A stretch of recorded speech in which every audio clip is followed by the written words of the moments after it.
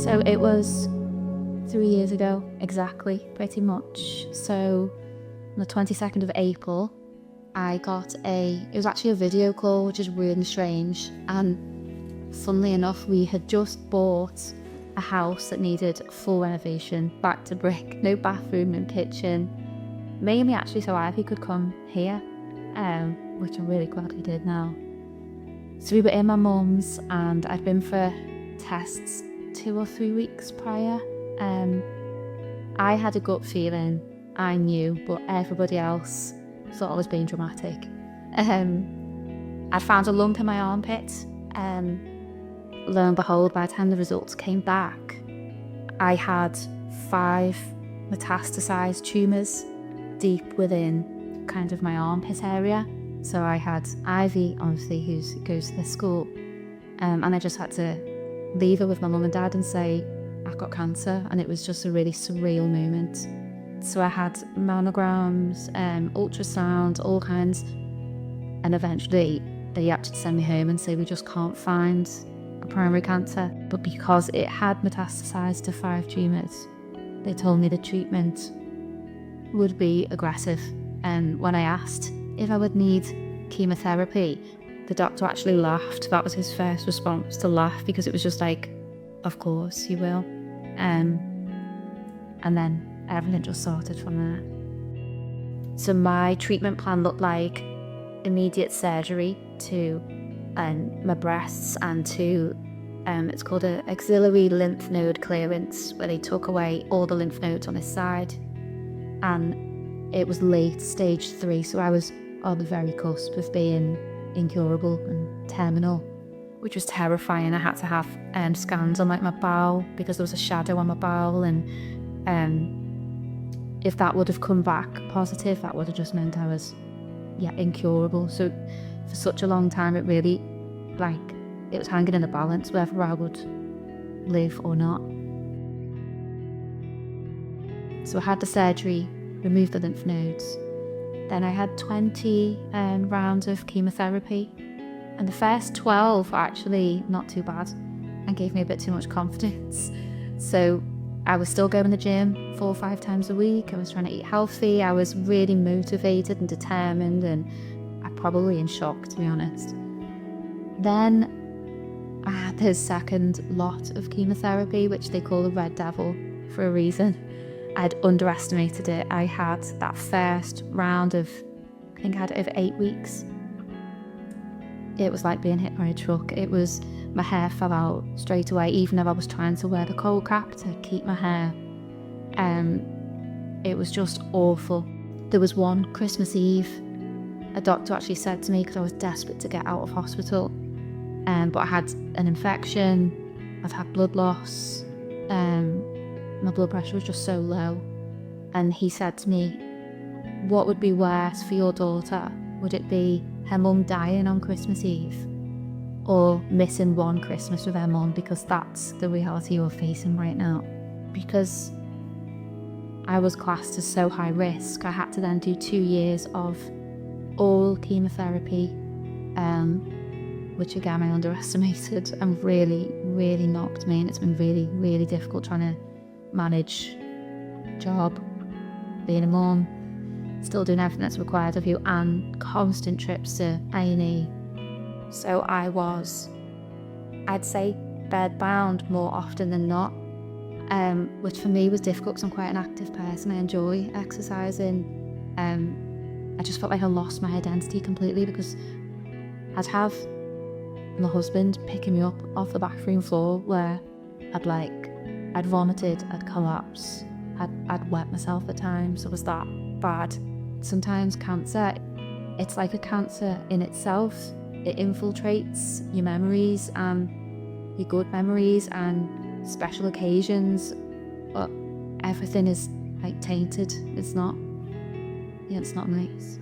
After chemotherapy came radiotherapy, so I had 15 rounds of that, which I've subsequently learned increases your risk of lymphedema.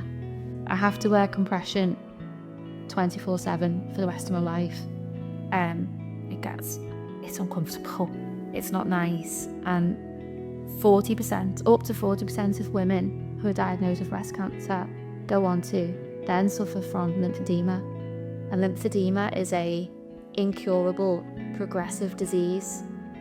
And it actually leads to, a recent study found that around 1 in 5 people have to leave their jobs or change their employment due to the condition itself. So it's like you fought for your life and then you're given this.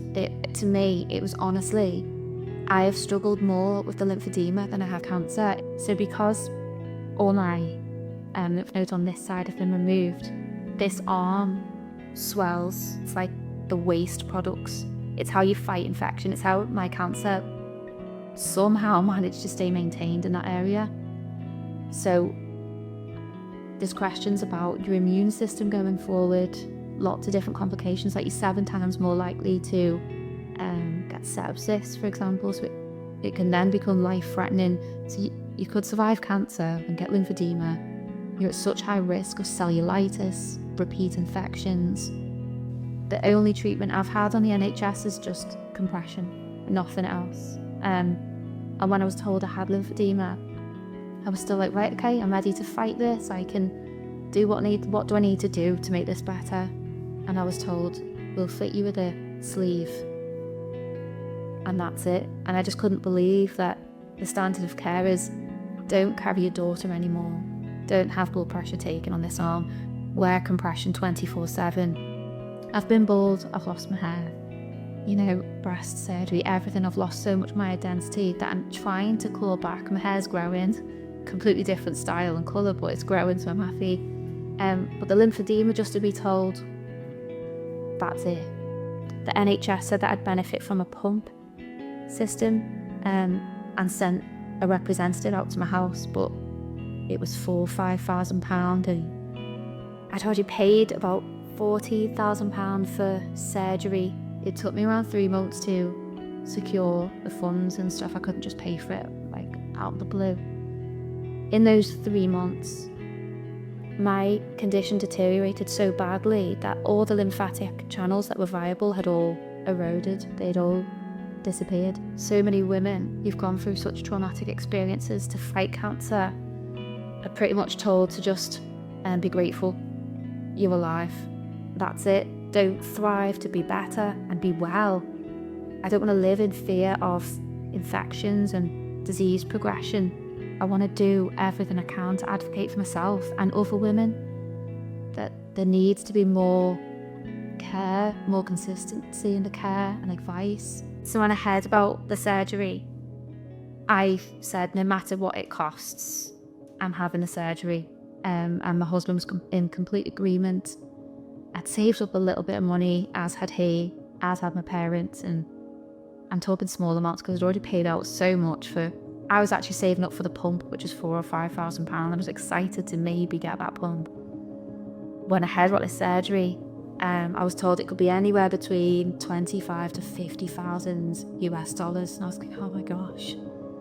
And how it came about with the school and yourself talking about it, I'd actually been called in to talk about Ivy's terrible attendance figures. And I explained my health issues and to yourself, and you asked me more questions, and I was grateful for that, so I could explain the situation I'm in, because it is sensitive and complicated. And I said, well, her attendance might be about to get much worse because I might be taking her to Taiwan for 4 weeks. And we got talking, and you asked me, how are you going to finance this? And I said, I don't know, but where there's a will, there is a way. Whatever it takes, I'll do. And me and Gary looked at selling our property that we bought when I was ill, which is just around the corner.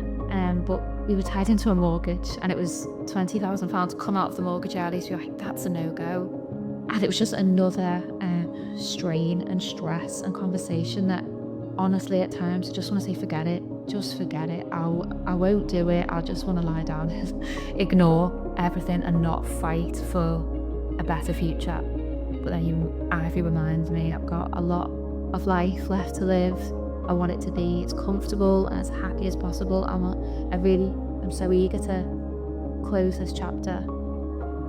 So yeah, when I mentioned that to you, I then got an email in the afternoon saying, Ruby, come back into the school. And I thought, oh, what's Ivy done now? Like, am I in trouble?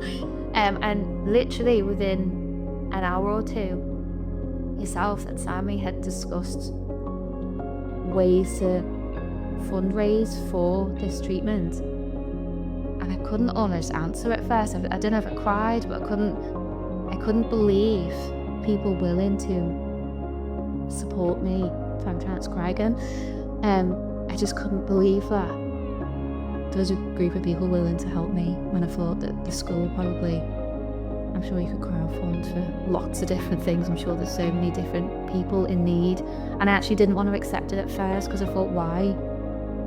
I've got friends who I've made along the way who haven't made it and they've passed away.